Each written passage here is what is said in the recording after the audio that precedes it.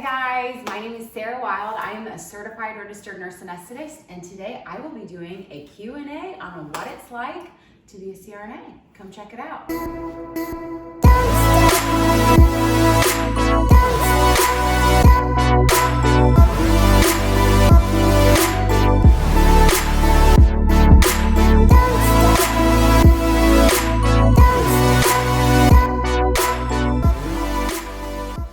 Welcome back to my channel. I am just so thrilled with how much you guys love the day in the life video.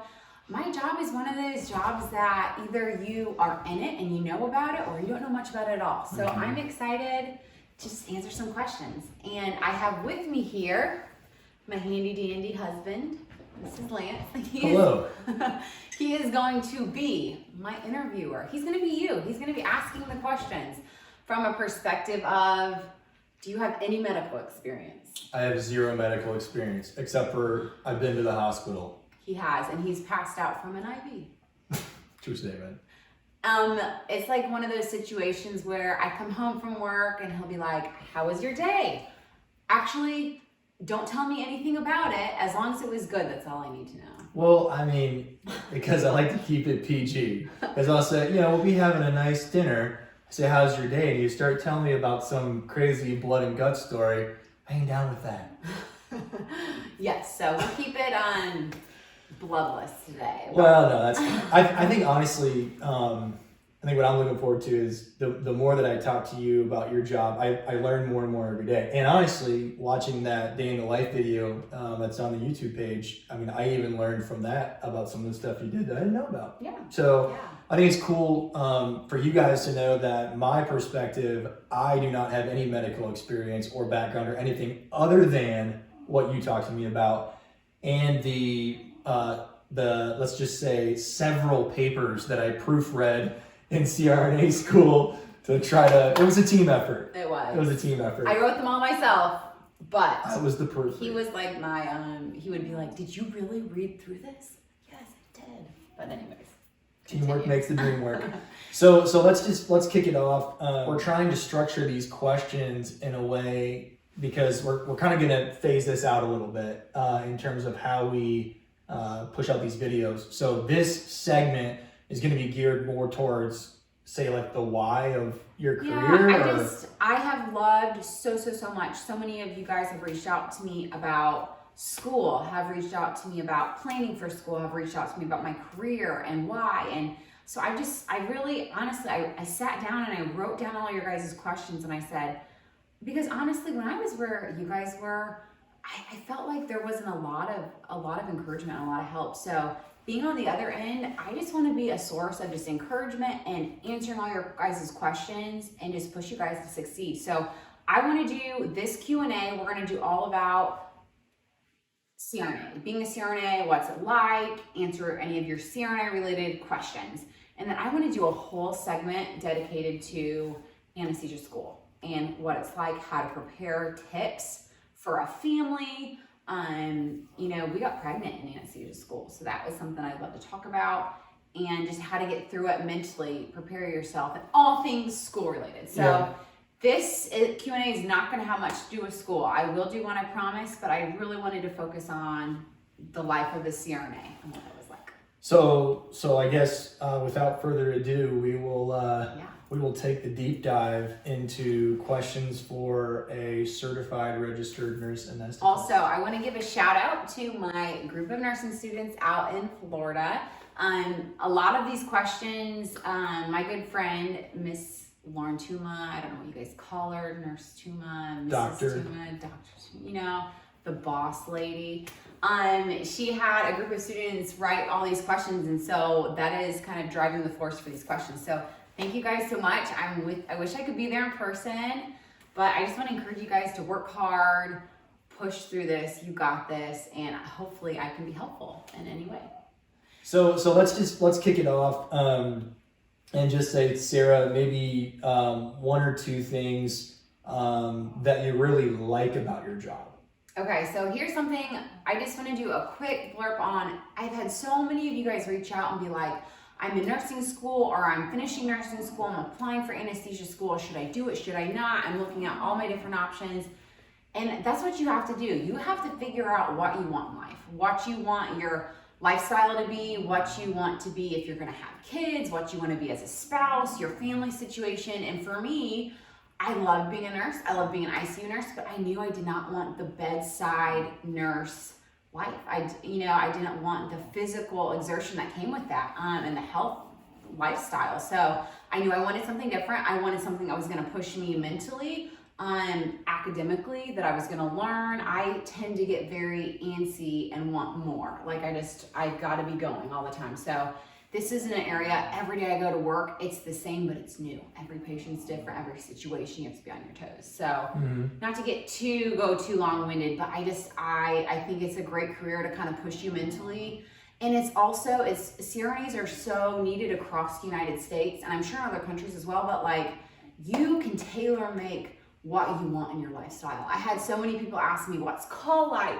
What is your hours like? And really, it's hard to answer because that's up to you. It's up to you on what you negotiate, what kind of hospital you go to, if you're in the city versus small town. So anyways, I'm kind of getting ahead of myself, but I think it's just the overall lifestyle is why I love it. I think the two things that you pointed out that I've observed that you've really enjoyed about it is, number one, it pushes you. Yeah. It pushes you into circumstances. It's a challenge all the time. Every day you go in and you love that. And that's why you like your job so much. And then two, what you said, it's always different. Yeah. You're going into situations, and every time that you're going into a case, you got to figure out which meds to pull. You got to read up on the patient's bio, and you really like that because it's always different. For sure. Yeah.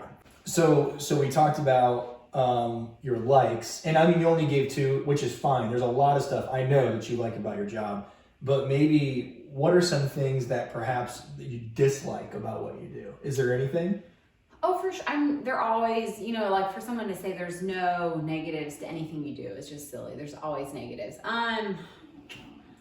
There are times where just things don't go as planned, I would say as much as dislikes, it's just poor outcomes that are really sad. You want every patient to do well all the time. I've had patients have strokes before I've even done anything to them. I've had patients that have had strokes 24 hours, 48 hours after, and they're in the ICU unresponsive. You have these outcomes sometimes, and that's hard.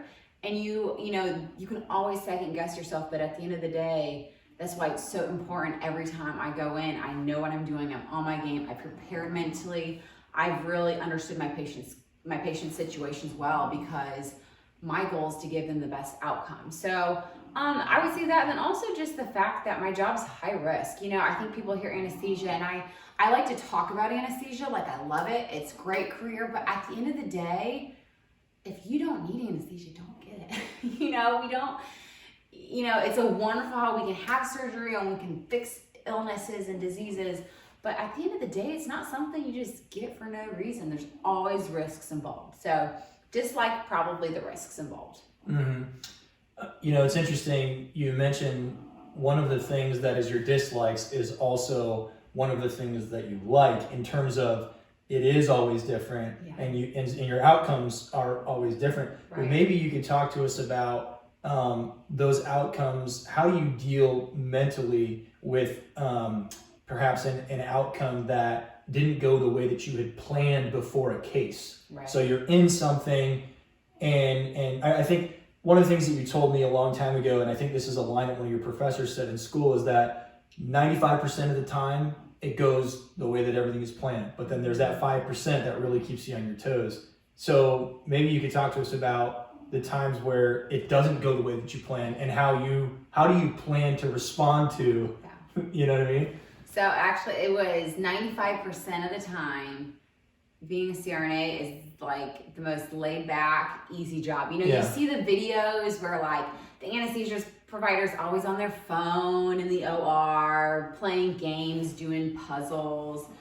And I'm not gonna lie, I'm sure there are times where people are, but then there's that 5% of the time where you push your induction meds and your patient's heart stops. Or you give a paralytic and they have an anaphylactic reaction, and you haven't intubated yet, and you have no airway, and you just watch your oxygen levels fall, and it's like, okay, you have maybe 30 seconds to respond before this patient flatlines and their heart stops. So It is a high risk, but I will say, how do I know how to respond?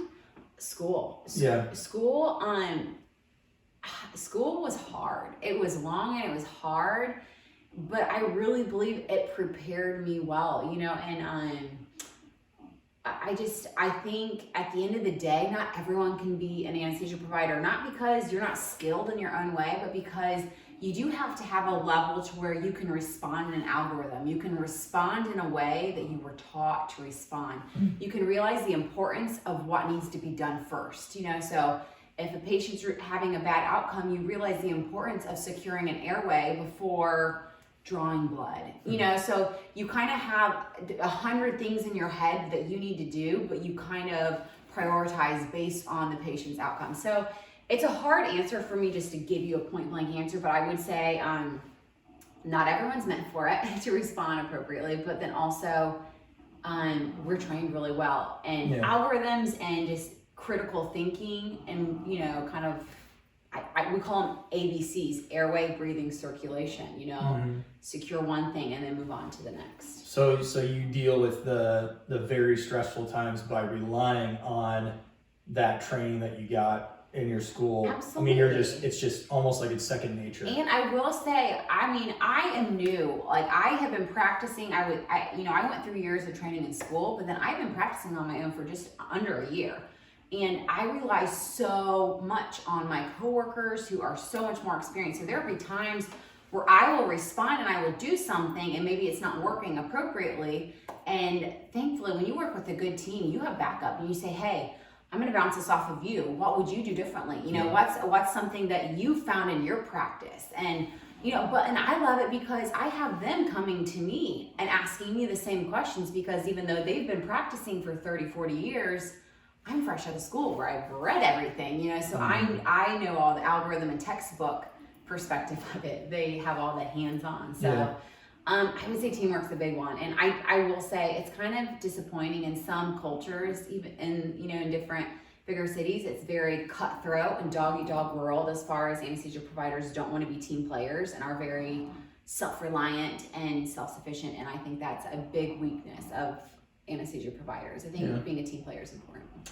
So between call and doing your shifts and your long shifts that you do sometime, maybe you could talk to us about what is your sleep schedule like?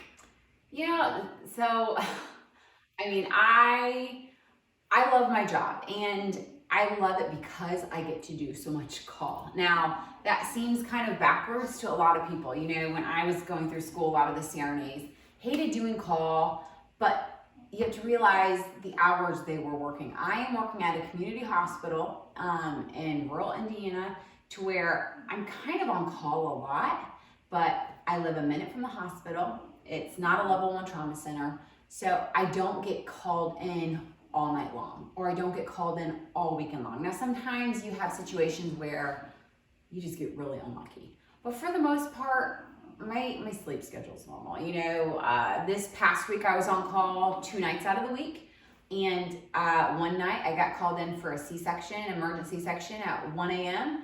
and the next night I didn't get called in at all. A few weekends ago I was on call, and I think I got called in one time maybe, but like my coworker who was on the next weekend, she got called in for like 4 or 5 different procedures. So it really is up in the air, but for the most part, I love being on call because I have almost a 1-year-old. I can be at home with him more, and then at night when he's sleeping, if I get called in, it's no big deal. So you would say your sleep schedule is pretty normal. It's pretty normal, but you have to realize if you're going to do call shifts at a big hospital in a city, you're going to be there all night. I did one of my rotations. I worked at a bigger hospital. It was a level 2, but they did a lot of trauma.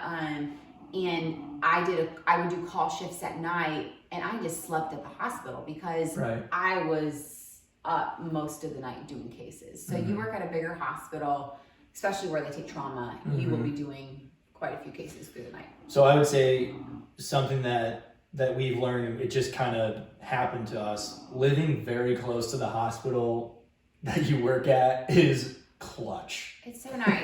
Because even so, like when I'm like the call person, or even the call person to the call, like the backup to the call person, I can be like, hey, I'm gonna go home and have lunch with my family. Call me if you need me. Right. Or, whereas my coworkers who live 25, 30 minutes away, they're like, we don't want to drive home just to get called back in. So they just hang out. But for me, it's so nice to be close to home. So. No, that's good. Talk to us about, so when got your undergrad, got your BSN, went through school, CRNA, what's the next step in advancing your career? Like what does that look like? Is there another something that you can attain, or what's the next level? So, as my husband can probably tell you, I kind of get antsy after a period of time. I'm not good at just staying and being. But I'm really enjoying life right now. I really love being in the small town that we moved back close to my family. We are living on a lake, looking to possibly build a house on a lake. I have my little baby, or boy, he's not a baby anymore. So I feel like I have so many things in my life right now that are keeping me busy, and I'm really... We also have our English Bulldog, Lola. She is our... Who you probably hear snoring in the background of this video. Yeah. You're right there. Oh yeah.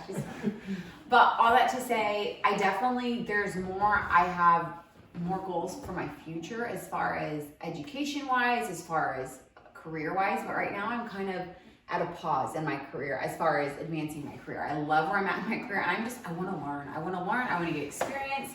I want to get just, better and just see more things. But I think long-term, a passion of mine is regional anesthesia. And as I talk more about why I took the job I took, I love being in the practice with the group I am, because all of the CRNA providers are all autonomous, meaning we get in, see our own patients, pre-op our own patients, make our own anesthetic plan, provide anesthesia, recover them. It's all on us. There's no one else telling us what to do. So this means, and one of the avenues that I really, and my partners really use a lot is regional anesthesia for pain control.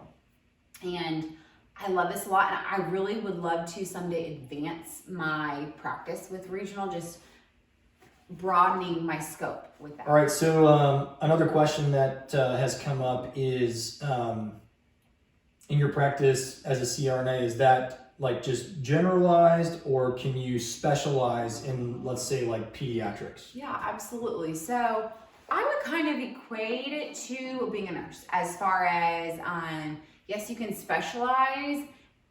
You don't necessarily need any extra certifications, education-wise, but your specific job may want you to take their specific course. So I trained at a pediatric facility where all they did was peds, and those CRNAs were like just so good, all things pediatrics. You have the medicine's different, the equipment's different, the health histories are different. I mean, there were so many conditions that I was just like, how do you guys remember all these or know all these? Because it's so specific to pediatrics.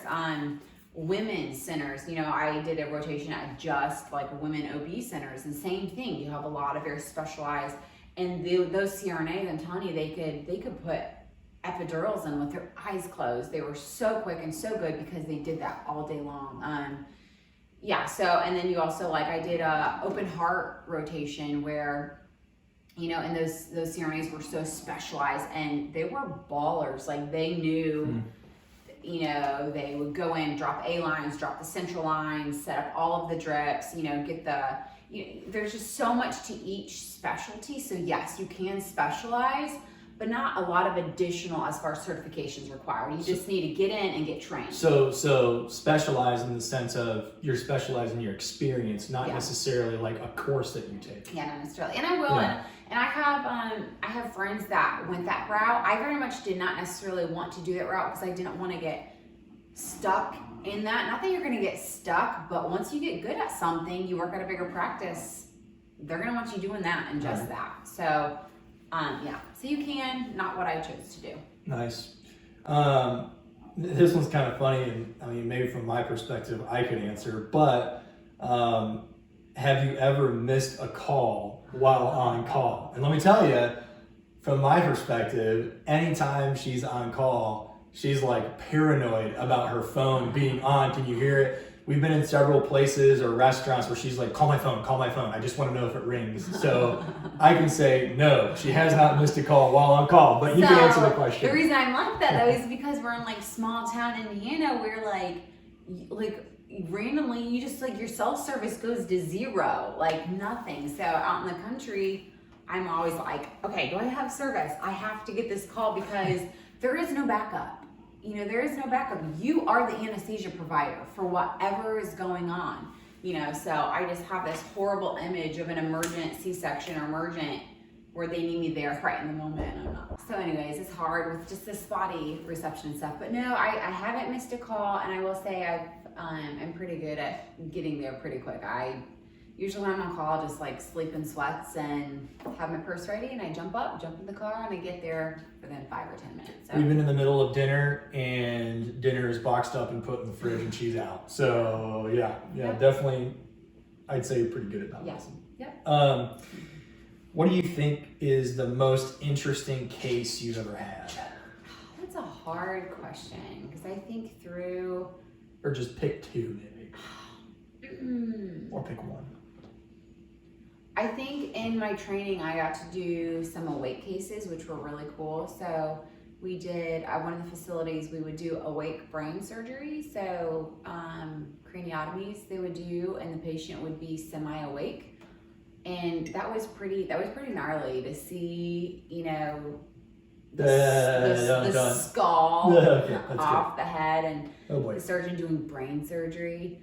And, all the while we can tell the patient, wiggle your fingers, move your toes. That was super high specialized, and then, so that was super unique. And then I think I also loved the open heart surgery. Now those are both two specialties that I love doing. I didn't want to do every day because it was high stress, a ton of work, a ton of preparation, but it was super unique and cool, and just get to see the intricate parts of it. So yeah, what do you think on an average day? How many patients do you see? It just depends. So the hospital I'm at, we have 4 or 5 specialties that we do. So one day I can do 4 or 5 cases, and then the other day I'll do 1 or 2 long cases. So I would say between 2 and 5 patients a day for the most part. Typically, are you usually treating adults or? Yeah, I would say I work at a community hospital, so being a community hospital, I see everybody. That's not true. I haven't taken care of neonates, super small babies at this hospital. I do peds, but usually it's planned procedures. So ear tubes, tonsils, that kind of stuff. I will do little kids, and then all the way up to the end of life. So it's not like you're just treating like adults. You have a pretty good spectrum. Yep, I do a wide variety. Yep.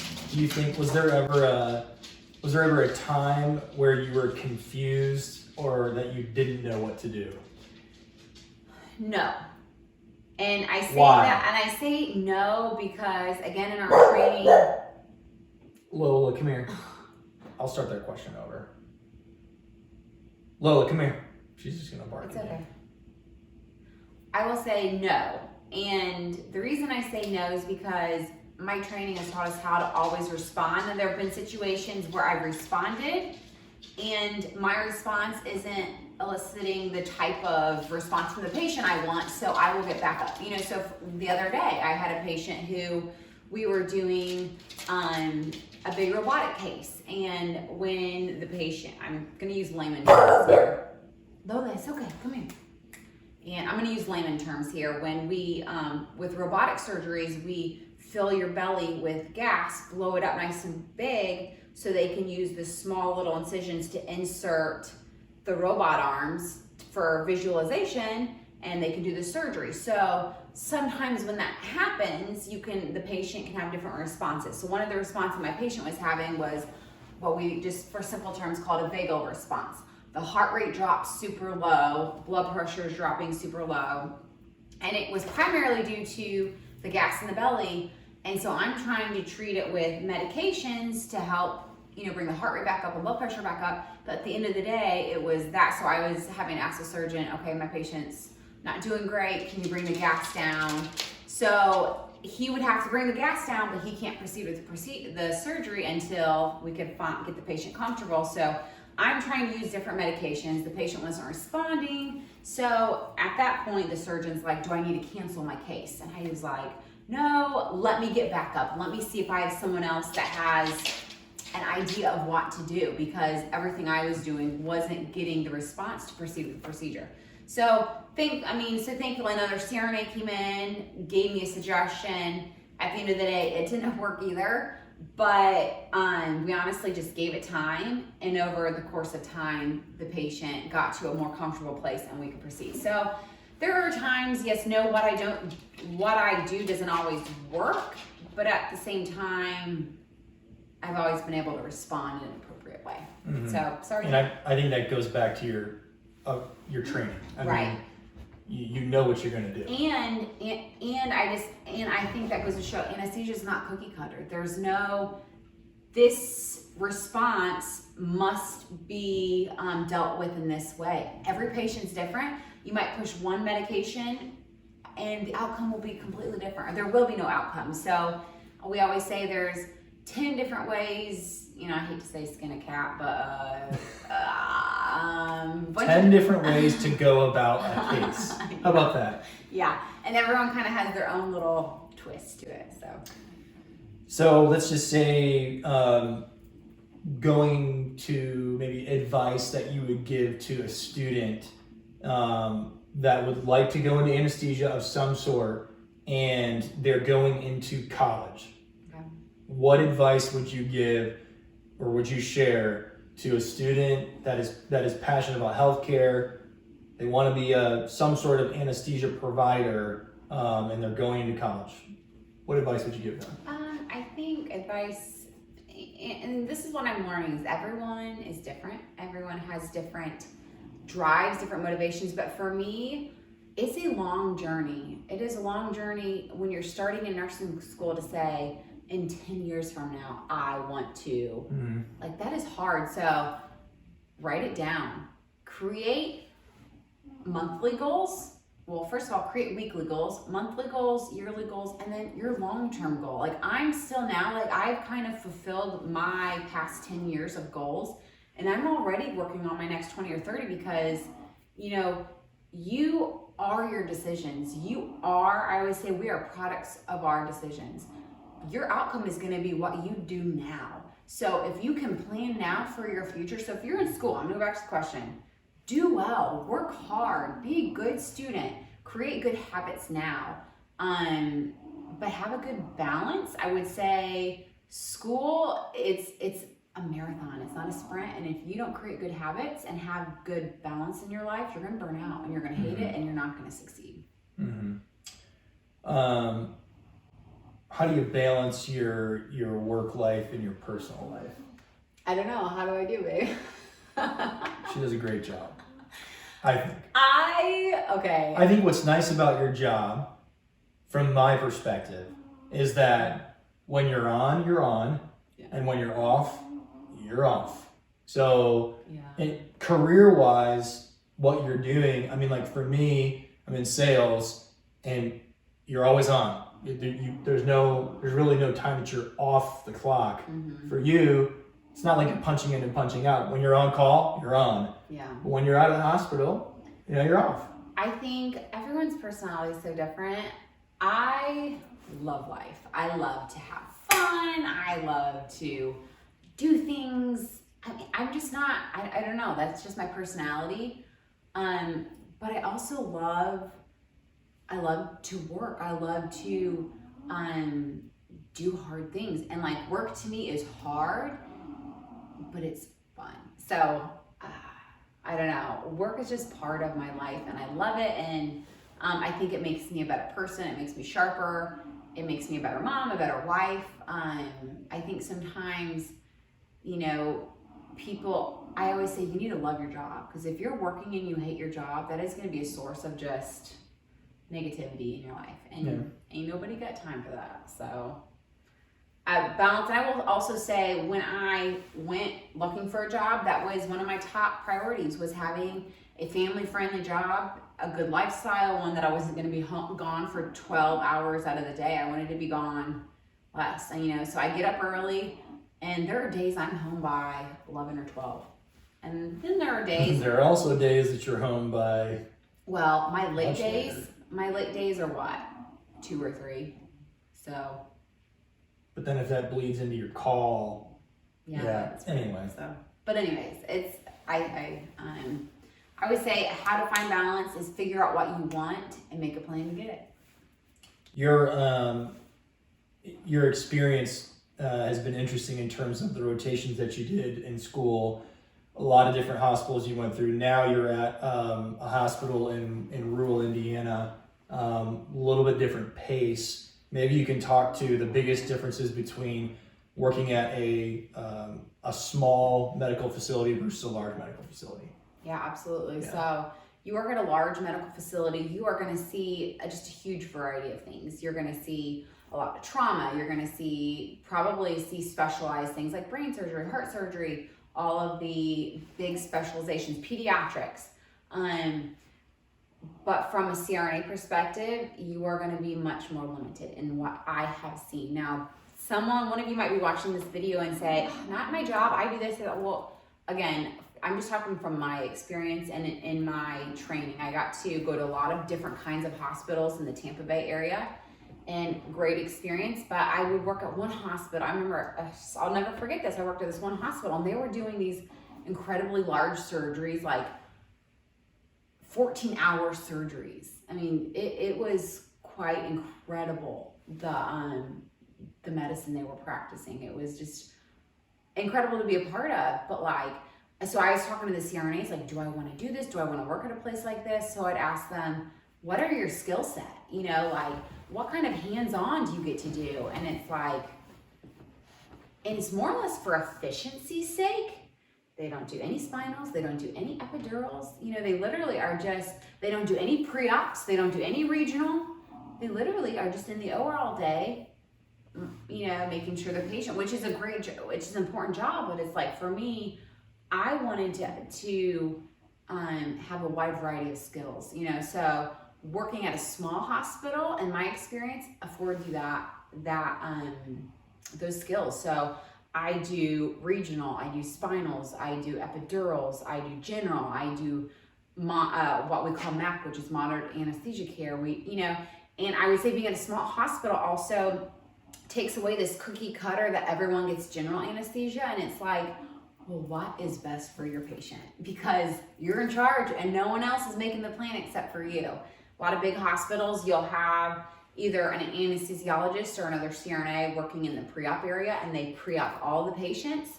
They do all the arterial lines, they do all the regional blocks, and then you just come in, take the patient, and go to the OR.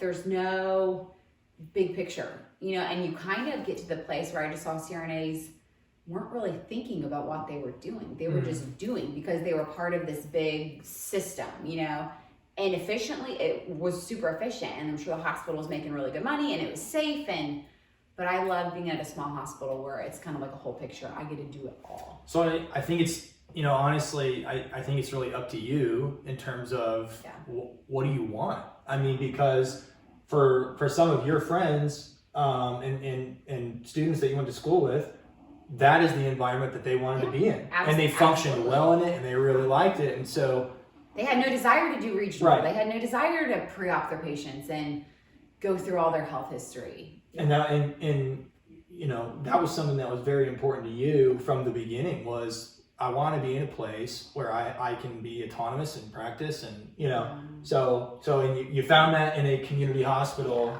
And I don't really want to get into, there is just, in my opinion, a lot of drama between CRNAs and anesthesiologists and scope of practice and working with each other. At the end of the day, it drives me nuts. I think we all have a career that we love, and we should all be able to pursue our career and work in our scope of practice and promote each other to be the best anesthesia providers we can, and not be so, I don't know, people just get annoying about it. So In the words of a great philosopher that we both know and love very well, we don't want no drama.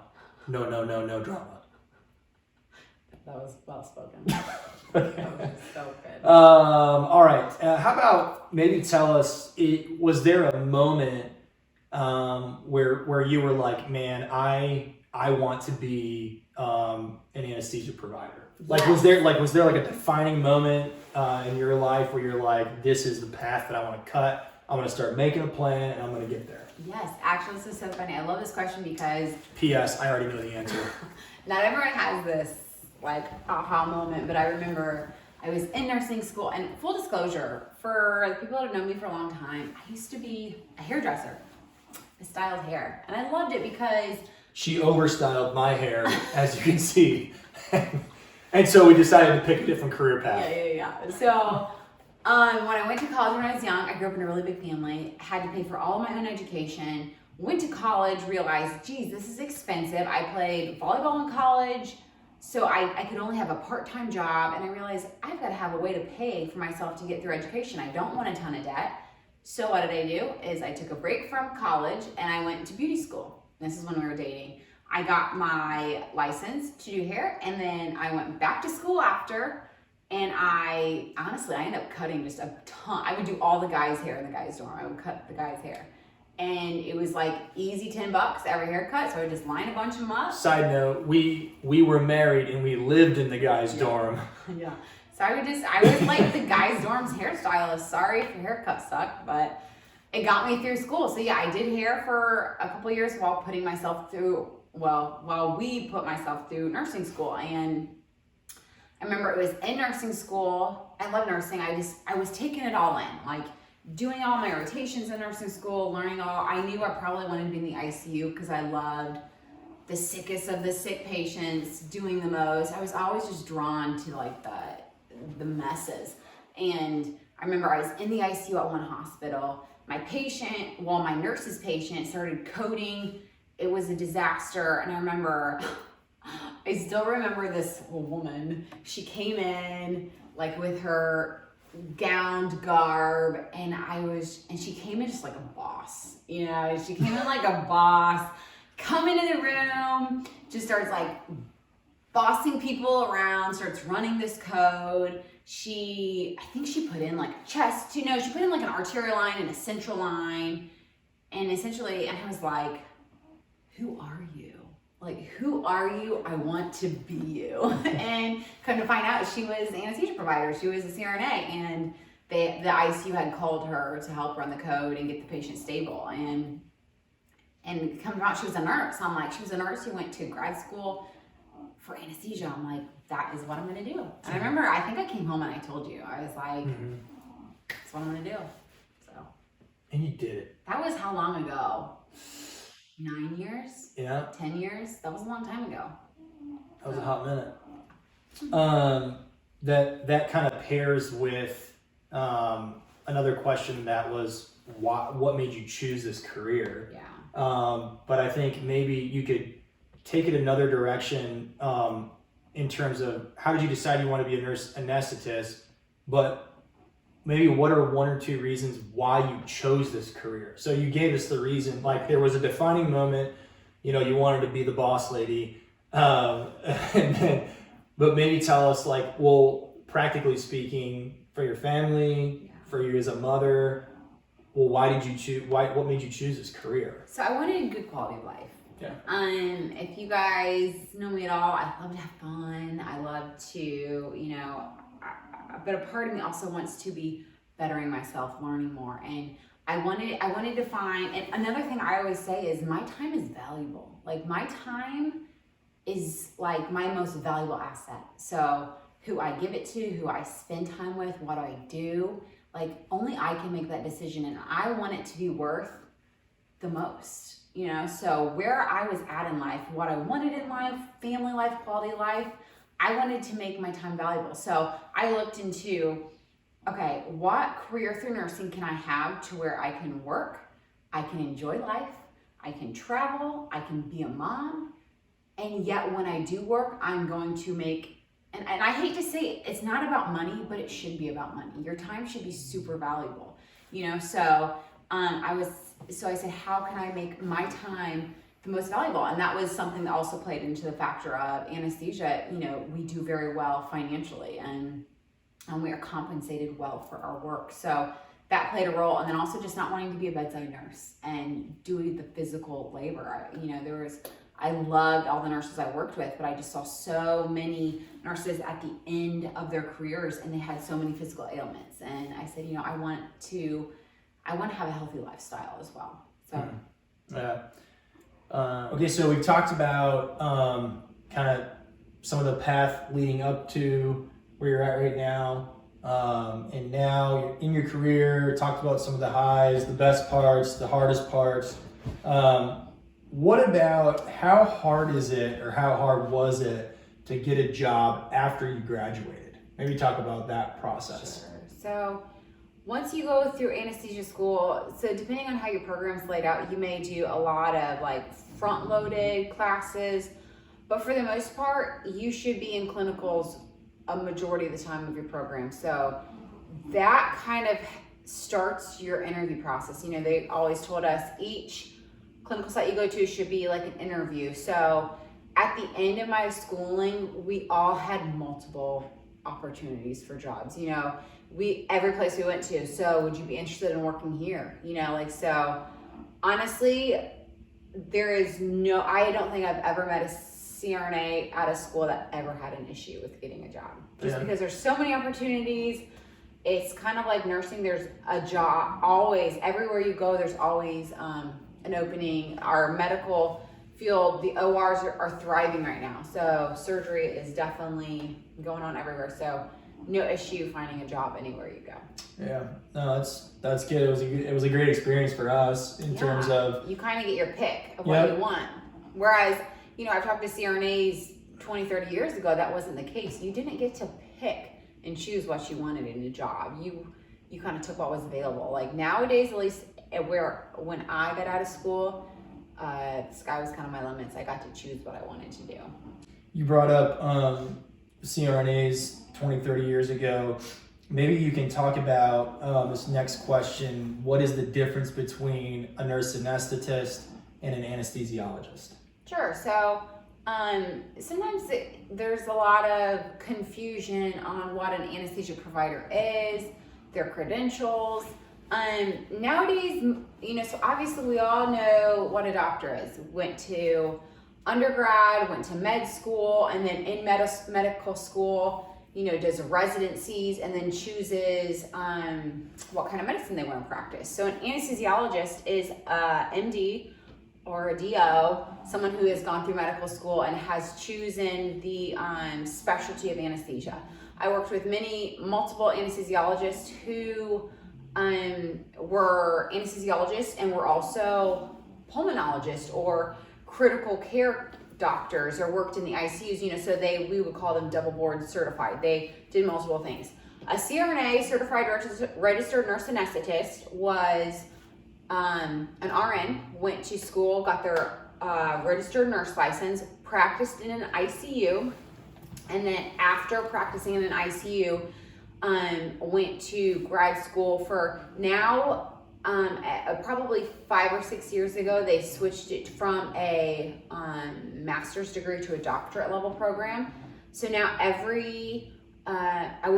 most every program for anesthesia nurse anesthetist is a doctorate level program. So they're doctors as well, but doctors through they're kind of like a nursing route almost. So obviously a nurse anesthetist could never go and be a different kind of doctor. You know, that is their specialized program. And there's benefits to both, but at the end of the day, both CRNAs, anesthesiologists, we all do the same thing. We all give you anesthesia to keep you comfortable, to keep you asleep. We all have different skills in different areas, but those are usually due to what you practice, you know, rather than your education. So. Going into your average day, how do you evaluate patient preparedness for an up-and-coming surgery? Sure. What does that look So like? pre-op is something that I could talk about for a long time, so I'll try to keep it just a limited response. When I go in to see my patients, the first thing I do is to see if they're even cleared for anesthesia. To be cleared for anesthesia, I look through your chart, we look at your cardiac history, your respiratory history, just your whole, we do systematically, go through every system of the body. Have you had any strokes? Have you had any major injuries, any brain aneurysms, any blood clots recently, any heart attacks, and then let's say someone comes in and they do have a history of a heart attack, then I go and I look through and I say, okay, do you have a cardiologist? Have you been seen by him recently? Have you had clearance by your cardiologist or whatever the area is for surgery? And if the answer is no, then we say, okay, you need to go to see that doctor first and get cleared. And once they get cleared, then they come back and with that piece of paper that says, yes, they're appropriate for surgery, then I will go in, I'll see them, go over their whole health history, make sure we're on the same page with all that stuff. And then I talk to them about the appropriate anesthetic plan for them. Now, being the professional in that area, I give my recommendation, what I believe is the best anesthetic plan. That does not mean that they have to do what I want to do. If there's someone that comes in that has experience in anesthesia, they can say, I would like to consider this, and that is something, at the end of the day, I am working for the patient. I am an advocate for the patient. So it is still your anesthesia. You still have to sign the consent and be on board with it. But that's kind of usually how it works. And most of the time, the people will do what's recommended, by the anesthesia provider. I think that's something that, like for me, or for someone that doesn't know anything about healthcare, anesthesia, you're saying, that it's not, it is our choice. It is our anesthesia plan that you're recommending. Right. So if you're not comfortable with something or you want to know more, it's okay to ask questions and want to know what's going on. Absolutely. I think a good example of it would be an epidural.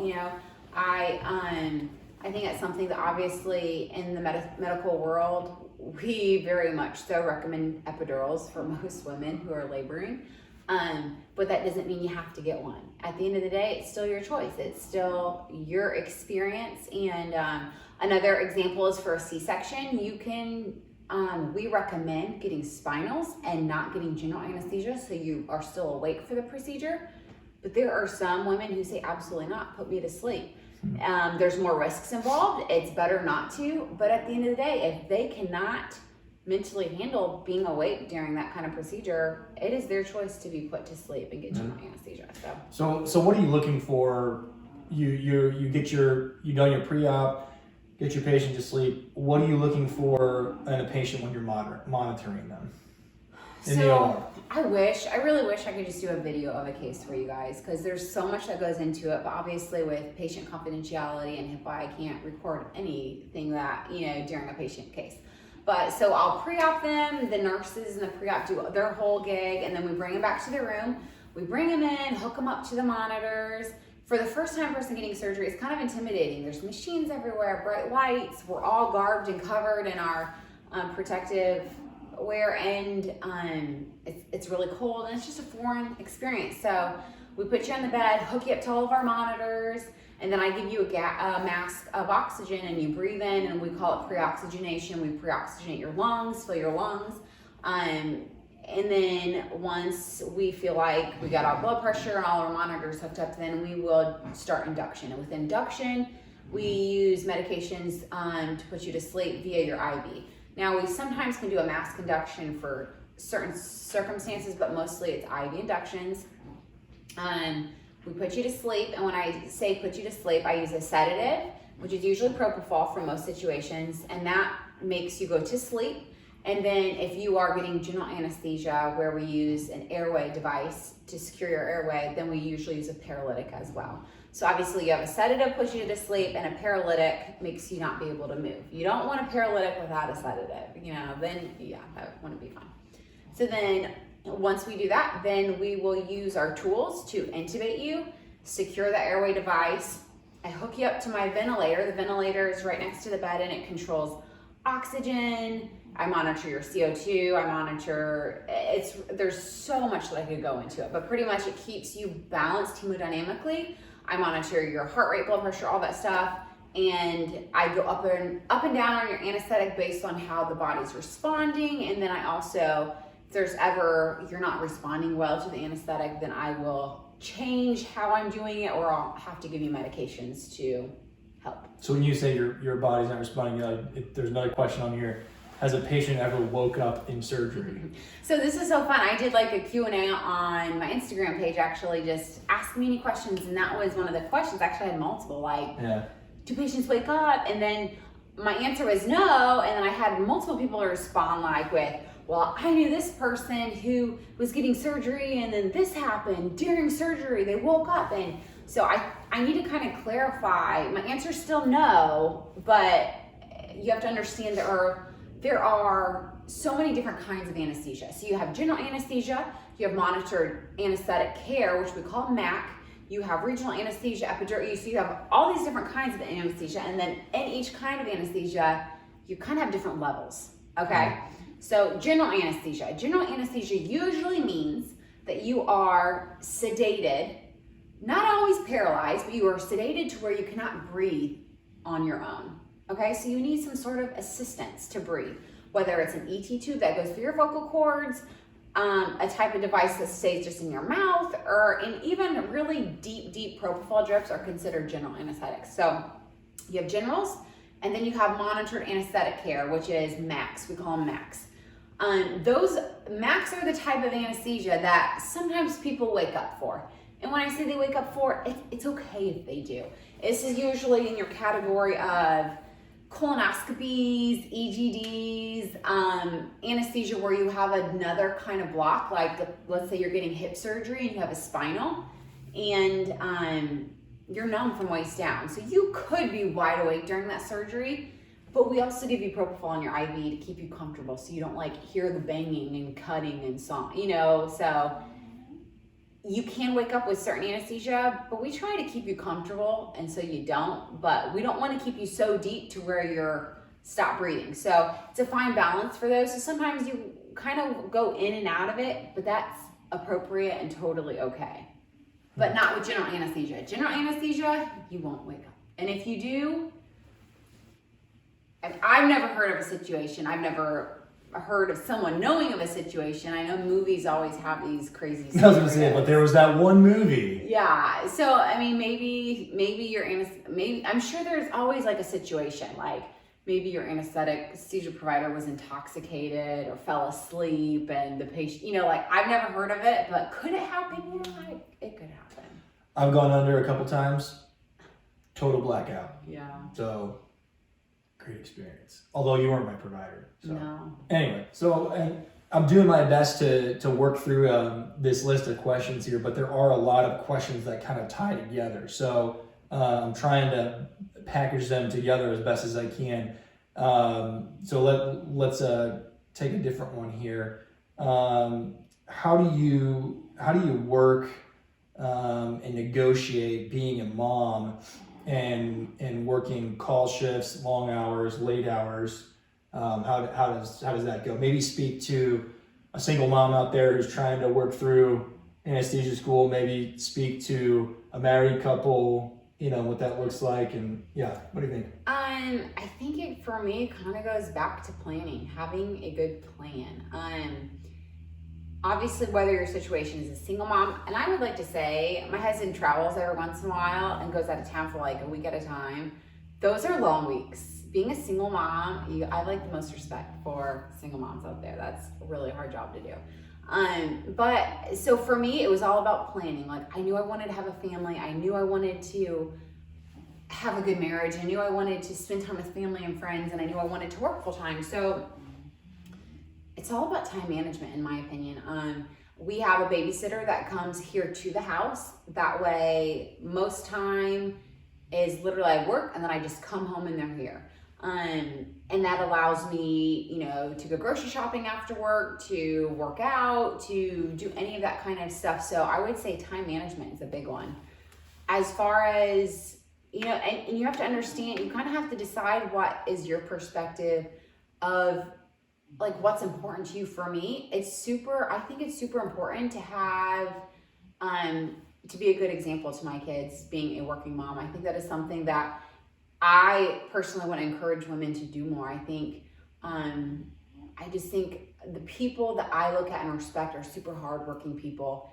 And some of the most successful people in today's world have working moms that were extremely hardworking and created their work ethic from their working mom. And I think that's something that I want to be for my kids. So I want to learn to juggle all the things I want in life and still be a killer mom and be an incredibly successful working woman and a good wife. So time management, sometimes I make lists of things I feel like I'm not doing good at to prioritize and do better at.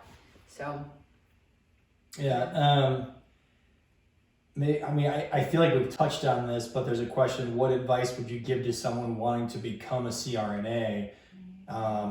We kind of touched on that with what advice would you give to a high school student exiting into college? But maybe just in general, this Q&A was designed for the class that asked these questions. That's a college student exiting into grad school, wanting to become a CRNA.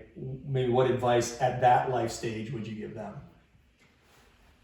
It's a huge commitment, guys. So It is a big commitment. So make sure that's what you want to do. Mm-hmm. Like, own it, commit to it, go after it. But if you're still like, I'm between that or a nurse practitioner or a PA or something completely different, just own it. Because school, like, the people that succeeded in school were like the people like, I will succeed. You will not fail me. I will not drop out. Yeah. Like, and my program was pretty cutthroat, a little old school, cutthroat. I think we had over a 30% attrition rate, meaning there were a lot of people who failed, and it was devastating. It was devastating and hard. But like, you have to go in knowing you're going to do whatever it takes. I think you're kind of getting to the next question because, what advice would you give to someone wanting to become a CRNA, specifically the exit from college, BSN to your CRNA education?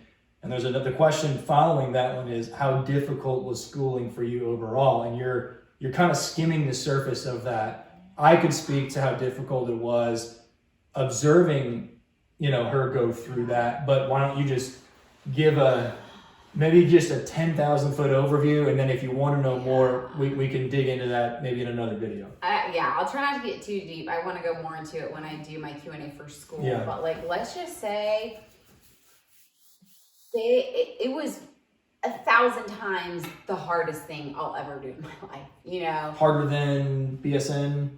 Oh yeah. Because that's another question that Yeah. So undergrad, it's work. It's work. You have to be organized and stick with it. Nursing school had its moments. It did, and I really think it's just because I went to a really crappy nursing school. Reality is, I had teachers that were very antagonistic, that were very, the whole like nurses eat their own. I had one wonderful teacher. Shout out to Tracy if you're watching this. But all my other teachers were very mean, and I literally, it was one point, I think, out of my whole class, which was a small class, maybe like a little over a dozen, only 3 of us survived, and it was purely because we decided we weren't going to give them the satisfaction of failing. And you're talking about your undergrad. And this is my undergrad. This is nursing program. So I totally, to any of you in nursing program, are like, my nursing program is so hard. I do feel you on that. But it's grad level, it's still different. Yeah. Grad level, you have the anesthesia school, you have the highest level classes. So, like 1, 2, and 3, pharmacology, physiology, all these really in-depth classes while you're still in clinicals full-time, while you're still, you're juggling the hardest of the hardest And I think how long was it? I think it was almost a year where I literally had about a 3 to 4 hour allotment of time that I gave to my husband a week. So Sunday through Thursday, we never spent time together. I was at the library or I was in my office. Friday or Saturday nights, we would go out for a date, like a 3 to 4 hour period of time. Sometimes. And even like, and it wasn't the whole evening off. It was a few hours, and I would come home from. But we would go on dates, and she would bring her flashcards. Yeah. And study tools. I was always studying. Like, you are always studying. At least for me, I don't have an IQ through the roof. For me, it was hard work. So I was always studying. So that first year, I think it was almost just like the mental, I'm gonna survive. And then once you get through that hurdle, you're still struggling with clinicals where everyone is just so mean to you because you suck. And it's like they expect us to be so good on day one, and it's like, what? I've never done any of this stuff before. But anyways, it's just surviving. I think the surviving is the hardest. So you mentioned surviving. What do you think? Because what type of personality makes a good CRNA? Someone who just does not care what other people think. You can't care. You can't care. You have to know what you want.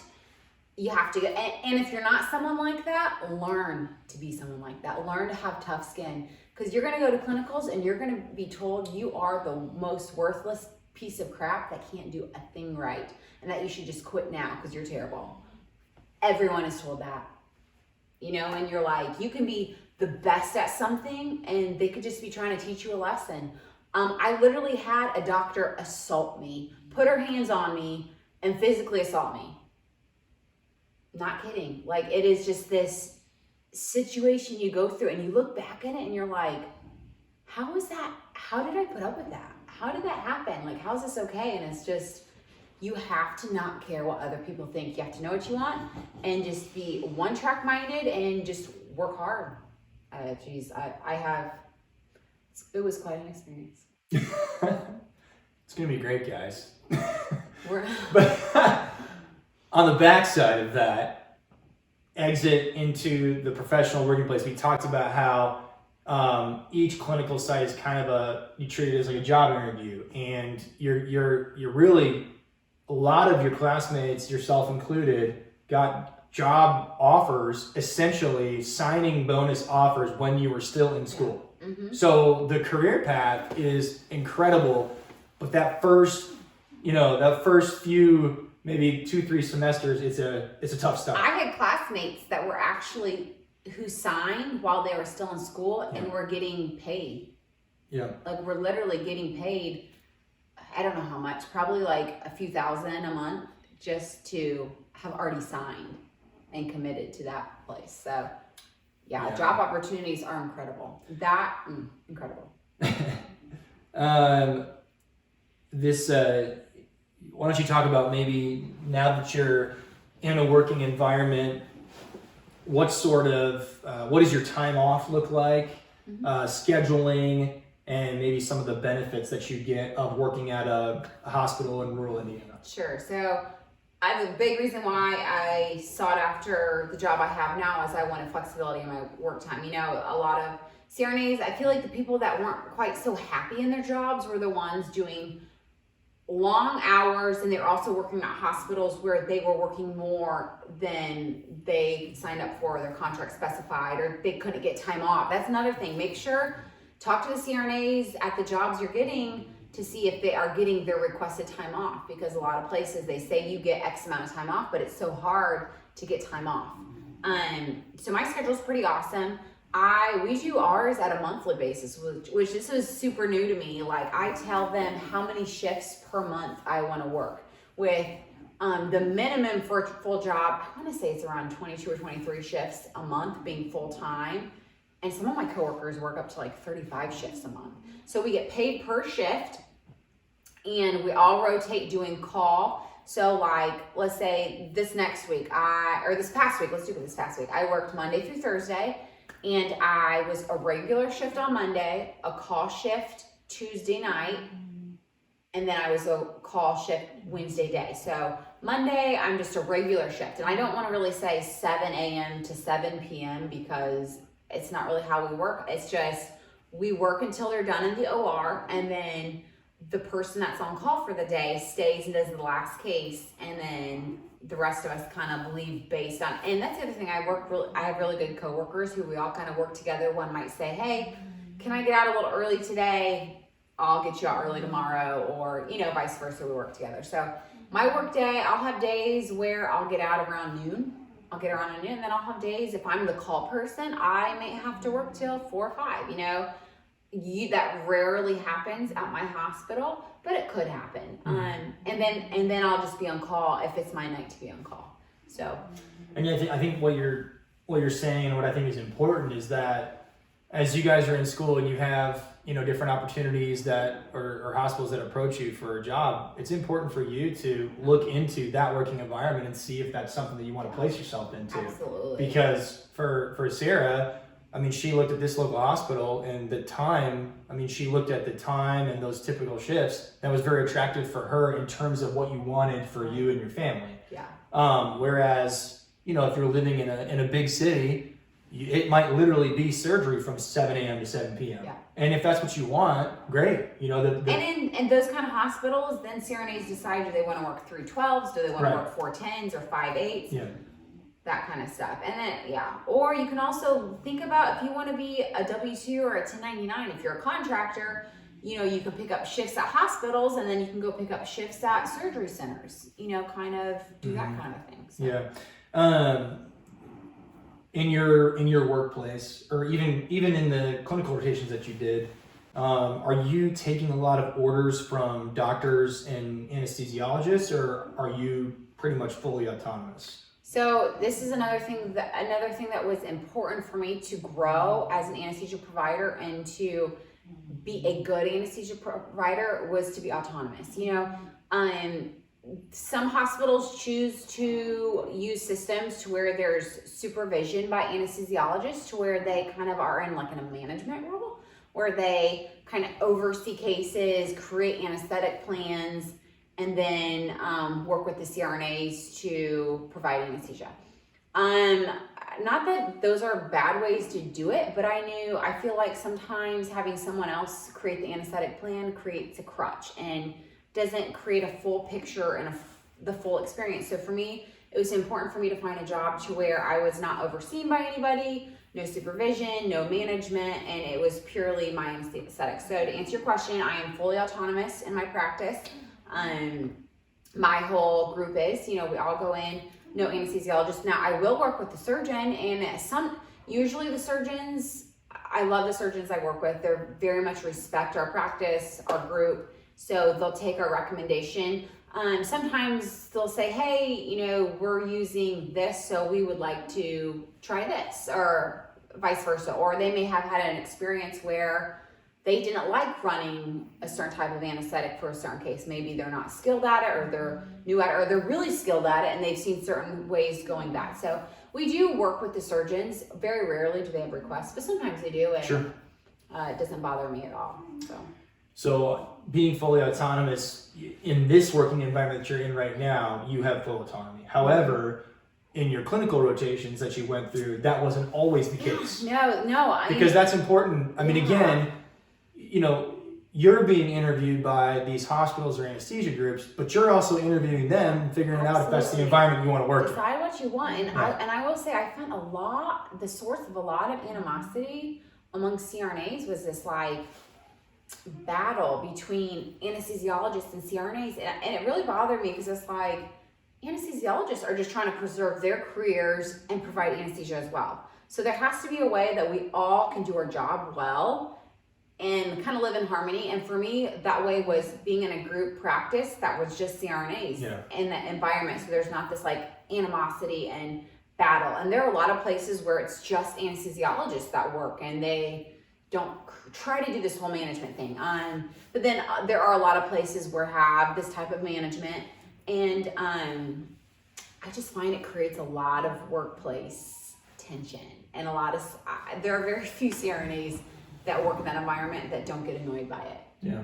That I've noticed or practiced with. So, but yeah, a lot of places I went to in the Tampa Bay area, I'm not an expert on every single state in their area. Sure. But the Tampa Bay area, a lot of the big hospitals seem to have the anesthesiologists that did pre-op, sat back in the offices, weren't in the OR hardly at all. And again, your hospital might be different, but where I had experienced, no hands-on, they just kind of told the CRNAs what to do, and the CRNAs did all the work, which is frustrating. If you're the one doing the work, you should be the ones that you're hands-on understanding the patient's situation.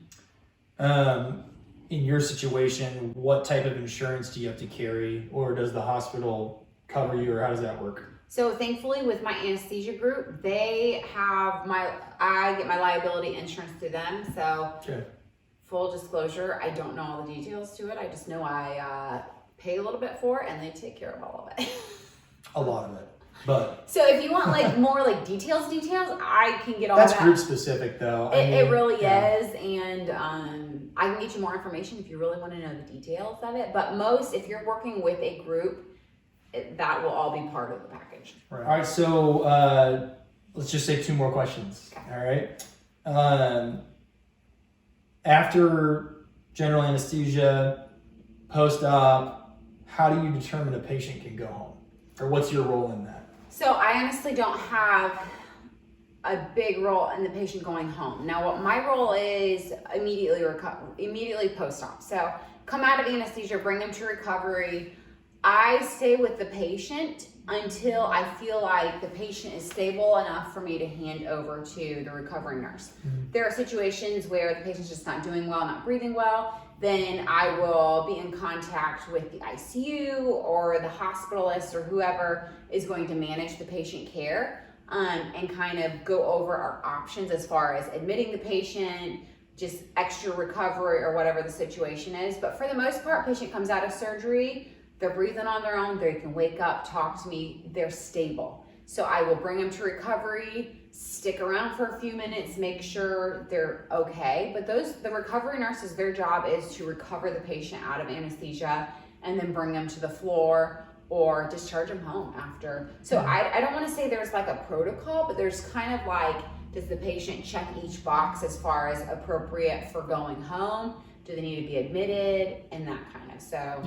Yeah. I would say, but I don't manage the patient too much longer after surgery. Now there are situations like if you are getting a big thoracic surgery and you have an epidural for pain management and you go to the floor, or you have an epidural for labor or whatever, we go and check on you if there's certain reasons for us to. If your anesthetic kind of is being extended past surgery, we'll go and monitor you. Yeah. Last question. Okay.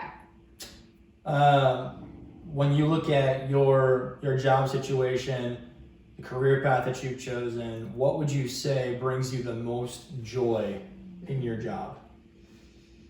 I've always been one that wants to learn. I want to be the best. I want to be good. I want to be proficient. And I feel like I'm very good at doing things like the skills. Like when I was a nurse, I was always in the ICU wanting the sickest patient to, draw, whatever the situation was. So that's how I am kind of now in my practice. I love to be doing skills. And one of the skills that I really love and I want to be really good at someday is regional anesthesia. I love regional anesthesia. And for you of those that don't know what regional anesthesia is, kind of like a broad term, but we use local anesthetic in very specific places in the body. So nowadays the standard of practice is to use an ultrasound machine with one hand, and then I use a little needle with the other hand, find wherever, let's say you're getting shoulder surgery, then we find a nerve bundle up in here.